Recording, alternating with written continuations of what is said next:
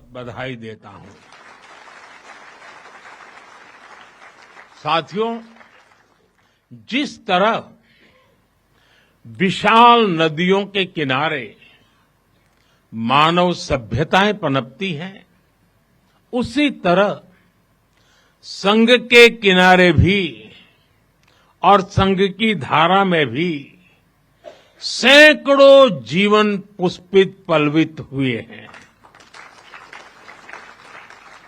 जैसे एक नदी जिन रास्तों से बहती है, उन क्षेत्रों को, वहां की भूमि को, वहां के गांवों को सुजलाम सुफलाम बनाती हुई अपने जल से समृद्ध करती है, वैसे ही संघ ने इस देश के हर क्षेत्र, समाज के हर आयाम को स्पर्श किया है। यह अविरल तप का फल है, यह राष्ट्र प्रवाह प्रबल है। साथियों, जिस तरह एक नदी कई धाराओं में खुद को प्रकट करती है, हर धारा अलग अलग क्षेत्र को पोषित करती है, संघ की यात्रा भी ऐसी ही है। संघ के अलग अलग संगठन भी जीवन के हर पक्ष से जुड़कर राष्ट्र की सेवा करते हैं।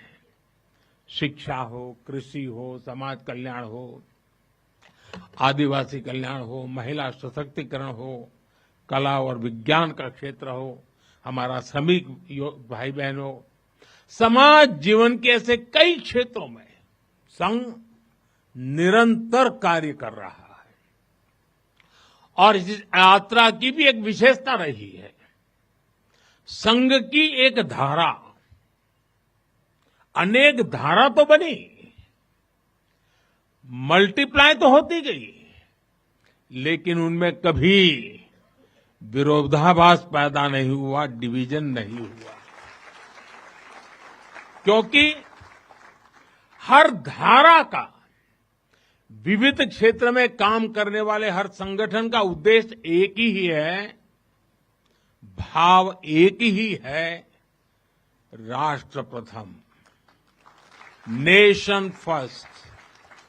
साथियों, अपने गठन के बाद से ही राष्ट्रीय स्वयंसेवक संघ विराट उद्देश्य लेकर चला, और ये उद्देश्य रहा राष्ट्र निर्माण।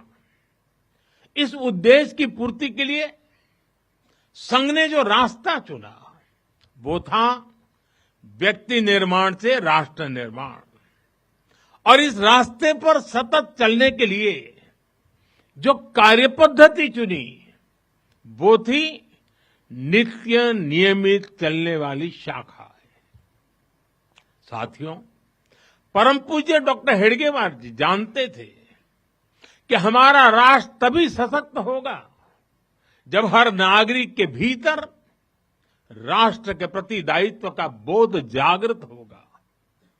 हमारा राष्ट्र तभी ऊंचा उठेगा जब भारत का हर नागरिक राष्ट्र के लिए जीना सीखेगा। इसलिए वो व्यक्ति निर्माण में निरंतर जुटे रहे, और उनका तरीका भी कुछ अलग ही था।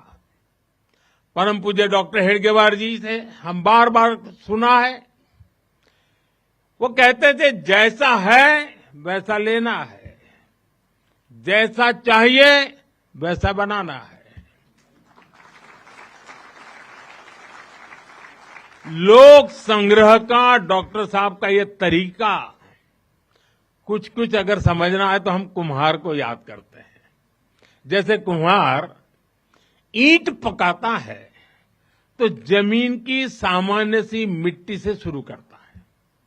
कुम्हार मिट्टी को लाता है, उस पर मेहनत करता है, उसे आकार देकर तपता है, खुद भी तपता है, मिट्टी को भी तपाता है, फिर उन ईंटों को इकट्ठा करके उनसे भव्य इमारत बनाता है। ऐसे ही डॉक्टर साहब बिल्कुल सामान्य लोगों को चुनते थे, फिर उनको सिखाते थे, विजन देते थे, उनको गढ़ते थे। इस तरह वो देश के लिए समर्पित स्वयंसेवक तैयार करते थे। इसलिए संघ के बारे में कहा जाता है कि इसमें सामान्य लोग मिलकर असामान्य अभूतपूर्व कार्य करते हैं। साथियों, व्यक्ति निर्माण की ये सुंदर प्रक्रिया हम आज भी संघ की शाखाओं में देखते हैं। संघ शाखा का मैदान एक ऐसी प्रेरणा भूमि है जहां से स्वयं सेवक की अहम से वयम की यात्रा शुरू होती है। संघ की शाखाएं व्यक्ति निर्माण की यज्ञ वेदी है। इन शाखाओं में व्यक्ति का शारीरिक, मानसिक और सामाजिक विकास होता है। स्वयंसेवकों के मन में राष्ट्र सेवा का भाव और साहस दिन प्रतिदिन पनपता रहता है। उनके लिए त्याग और समर्पण सहज हो जाता है। श्रेय के लिए प्रतिस्पर्धा की भावना समाप्त हो जाती है और उन्हें सामूहिक निर्णय और सामूहिक कार्य का संस्कार मिलता है। साथियों, राष्ट्र निर्माण का महान उद्देश्य व्यक्ति निर्माण का स्पष्ट पथ और शाखा जैसी सरल जीवंत कार्य पद्धति, यही संघ की 100 वर्षों की यात्रा का आधार बने हैं। इन्हीं स्तंभों पर खड़े होकर संघ ने लाखों स्वयंसेवकों को गढ़ा, जो विभिन्न क्षेत्रों में देश को अपना सर्वोत्तम दे रहे हैं, देश को आगे बढ़ाने के लिए निरंतर प्रयास कर रहे हैं। समर्पण से, सेवा से और राष्ट्र के उत्कर्ष की साधना से। साथियों, संघ जब से अस्तित्व में आया, संघ के लिए देश की प्राथमिकता ही उसकी अपनी प्राथमिकता रही है।